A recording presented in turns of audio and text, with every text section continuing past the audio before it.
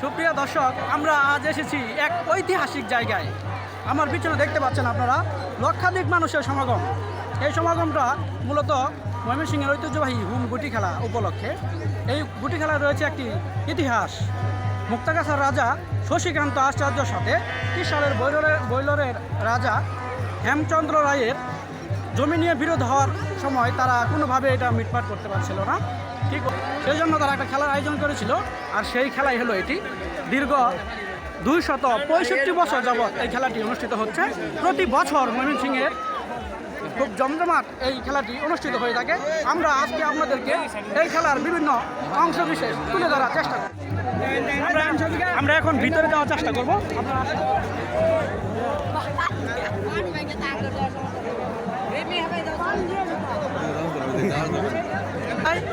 এই খেলায় 1 মণ ওজনের একটি পিতলের বল আপনারা দেখতে পাবেন। এই বলটি নিয়ে মূলত কারাগারি হয়। এই ময়মনসিংহের ফুলবাড়িয়া উপজেলার বিভিন্ন ইউনিয়নের জনগণ এখানে আইসা তারা এই গুটি নিজের আয়ত্ত রাখার চেষ্টা করে। সর্বশেষ যারা এই গুটিটি নিজেদের আয়ত্তে নিয়ে নিজেদের এলাকায় ঢুকে যেতে পারবে তারাই জয়ী বলে ঘোষণা হয়।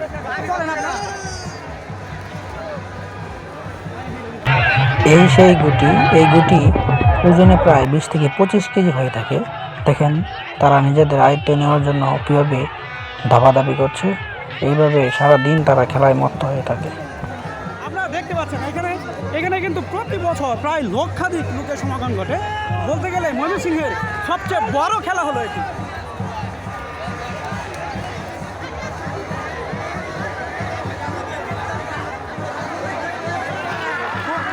উৎসব মুখর পরিবেশ এখানে যারা আছে, আমি প্রায় শুনতে পেরেছি প্রায় এখানে তারা খেলায় সারাটা দিন মত্ত হয়ে থাকে।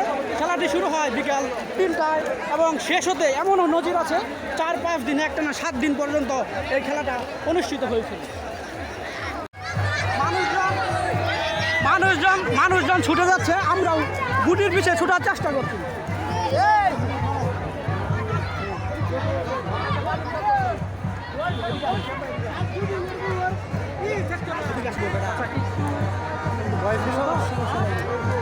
হাতের লেগে আপনারা দেখতে পাচ্ছেন কি পরিমাণ মানুষ।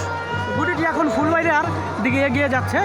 এভাবে একের পর এক দল আসে আর তারা নিজেদের দিকে গুটি নেওয়ার জন্য চেষ্টা করে।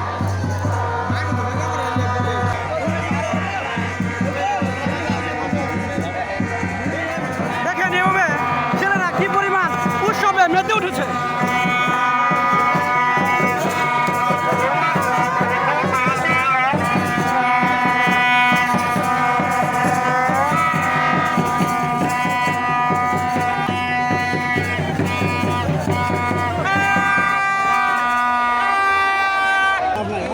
দেখেন গুটিটি এখন পুকুরে পড়েছে। এরকম তারা পুকুর বলেন, ক্ষেত বলেন, যত যাই কিছু থাকুক তারা কোনো কিছুতে বাধা মানে না, তারা এগিয়ে চলে।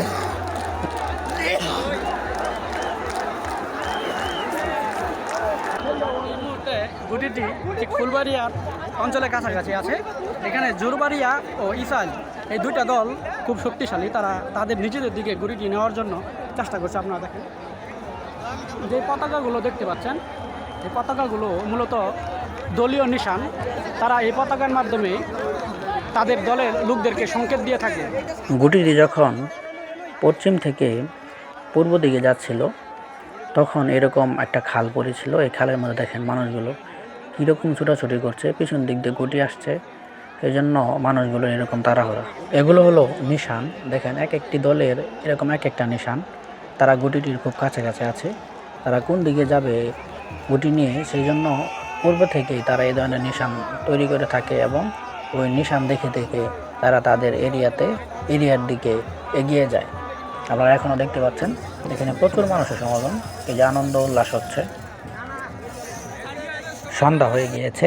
আমরা শেষে পরের দিন শুনতে পেরেছি রাত 12টার দিকে গুটিটি পূর্ব দিকের লোকজন তারা দখল করে নিয়েছে। এবারের মতো পূর্ব দিকের মানুষ জয়ী হয়েছিল।